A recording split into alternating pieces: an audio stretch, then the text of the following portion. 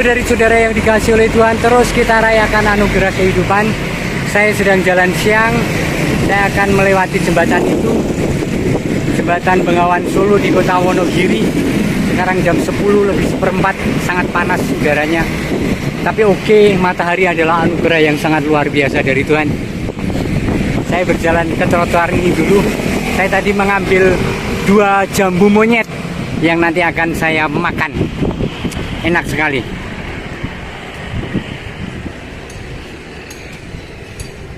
Di Wonogiri pun masyarakat peduli pada anti rasis, anti diskriminasi, menolak intoleransi. Menyenangkan kan? Dan itu di sini bukan hanya slogan, tetapi memang masyarakatnya itu gak suka dengan hal-hal yang bertentangan dengan harmoni kehidupan bersama. Jadi rasanya hidup di sini sangat damai ya bersama masyarakat.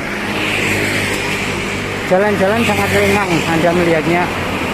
Bukan karena siang, tetapi memang siang lebih lengang. Tetapi overall jalan di sini sangat nyaman, jalan-jalan. Luar biasa, ini mungkin prototipe Indonesia yang sesungguhnya. Di belakang kita itu yang merah adalah tugu Juang 45 saya kira. Saya akan meneruskan jalan kaki saya untuk menyambut anugerah kesehatan dan terutama matahari yang diberikan Tuhan untuk kita semua, untuk kehidupan kita, untuk kesehatan kita. Yuk, jangan pernah lelah untuk berjemur ya, walaupun Anda merasa diri sehat, tetapi berjemur adalah luar biasa. Kita lanjut. Wajah Wonogiri adalah ini. Ada patung Bung Karno, sangat indah di tengah persimpangan jalan. Dan kemudian ada ini depan kita yang ketutup truk, itu adalah lapangan Giri Krida. Alun-alunnya Wonogiri tidak besar, tetapi sangat efektif dimanfaatkan untuk aneka acara, entah pihak pemerintah maupun swasta yang meminjam. Ini alun-alunnya. Kita akan ke alun-alun untuk melihat situasi sekitar. Saya ingin naik ke plaza, ternyata besar untuk pertunjukan musik dan aneka hal kolosal ternyata sangat besar. Giri Krida Bakti. Dan itu patung Soekarno. Indah kan? Wow. Dan kemudian sebelah depan alun-alun adalah kantor Bupati Wonogiri. Itu Anda bisa melihatnya. Di sebelah kanan saya, atau tepatnya barat dari alun-alun, adalah Masjid Agung Wonogiri. Kita bisa menyaksikan bersama di mana setiap hari ada jemaah yang berdoa di tempat ini.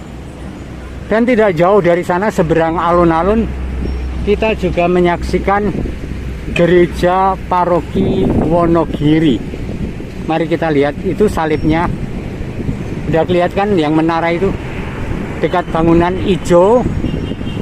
Bangunan hijau itulah Departemen Agama. Belakang Departemen Agama adalah Gereja Katolik Santo Yohanes Rasul, di mana saya tinggal dan berkarya. Dari titik ini menuju kalau ke timur utara itu 65 km, kalau ke barat selatan itu 30 km.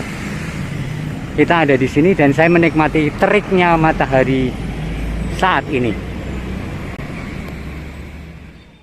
Koyo ngene kok dibanding-bandingke, saing-saingke yo mesti kalah. Tak oya-oyo aku ora mampu, sak tekanku mencintaimu. Ku berharap engkau mengerti, di hati ini cuma ada kamu. Persaingan. Itu renungan hari ini tentang Herodes terhadap kemunculan Tuhan Yesus di publik. Saya tertarik dengan Injil hari ini yang menceritakan Raja Herodes yang mulai gelisah lagi karena Yesus yang mulai berkarya. Sementara sebelum Yesus ada Yohanes Pembaptis yang sudah ia penggal kepalanya.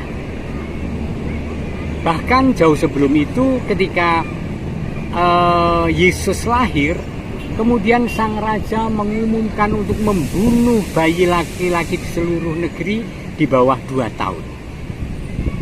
Apa yang memotivasi raja melakukan itu dan sekarang menjadi gelisah setengah mati?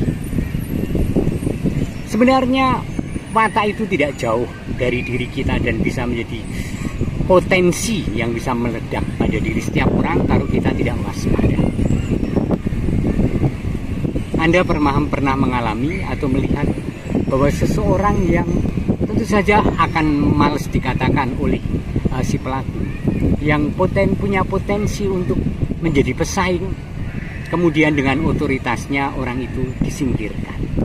Itu banyak terjadi di mana-mana, di dimensi kehidupan bidang apapun, di pemerintahan, di partai politik, di organisasi masyarakat, bahkan mungkin juga di gereja kita masing-masing atau gereja secara umum. Yaitu atas dasar bibit ketidakrelaan bahwa seseorang akan melebihi diri kita, kemudian karena kita punya otoritas kita akan melakukan cara supaya dia tidak bersinar. Tentu saja alas-alasannya kalau di pemerintahan itu kata mutasi, dan kemudian orang isu kenapa dimutasi, kemudian jawabannya adalah itu adalah tour of duty, gitu kan ya, biasa pergeseran tugas dan tanggung jawab. Dan di mana-mana terjadi, bahkan di tingkat kampung pun rasakan itu, dan bahkan mungkin Anda pernah menjadi korban karena orang iri, karena orang khawatir bahwa kedudukannya akan direbut, karena orang khawatir bahwa ada orang lain yang lebih diceritakan atau disaksikan, dan kita punya otoritas, kita melakukan hal-hal yang seperti itu. Nah, mari kita sekarang menuju watak Herodes. Raja itu tidak hasil demokrasi, tetapi memang penunjukan pengangkatan, yang karena raja dia kedudukannya jauh lebih tinggi daripada rakyat biasa tentu saja. Apa yang kemudian terjadi? Ia merasa bahwa segala-galanya harus diputuskan oleh dia dan melalui dia, dan bahwa tidak ada seorang pun yang melebihi dia. Serem kan? Anda bisa membayangkan di lingkungan kita masing-masing seseorang yang selalu mengambil peran nomor 1 dan tidak mau kalau dilompat. Mungkin potensi itu juga ada di dalam diri kita masing-masing.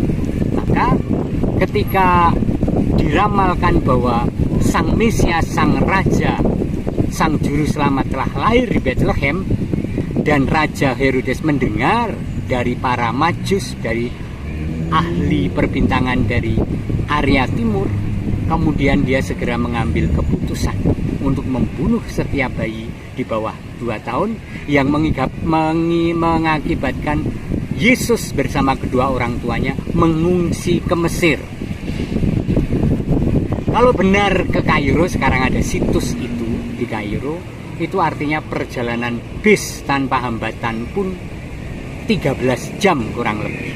Jadi sangatlah jauh. Dan padang gurun yang sangat panas. Kalau ini mungkin 36, 35, itu pasti lebih dari itu. Dan kemudian ketika Yesus mulai bertumbuh besar, ketika Yohanes sudah dibunuh oleh sang raja, raja menjadi gelisah lagi.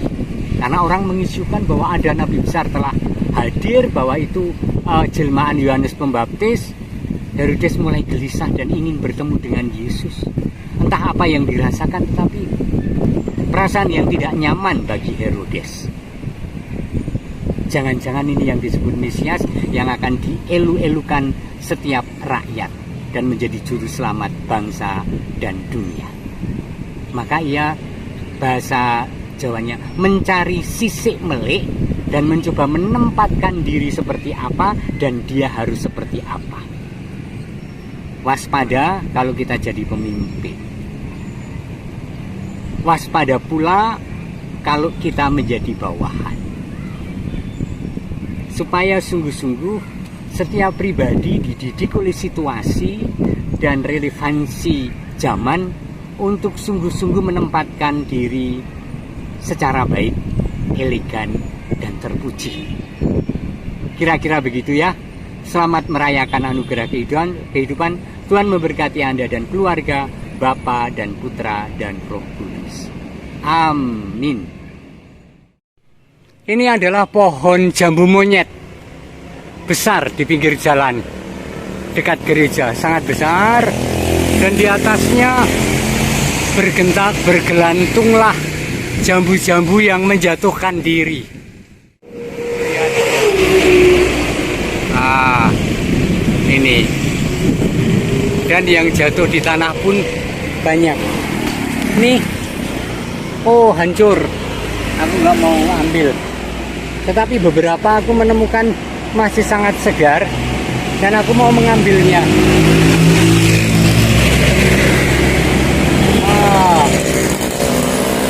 Ini yang aku ambil ada 3.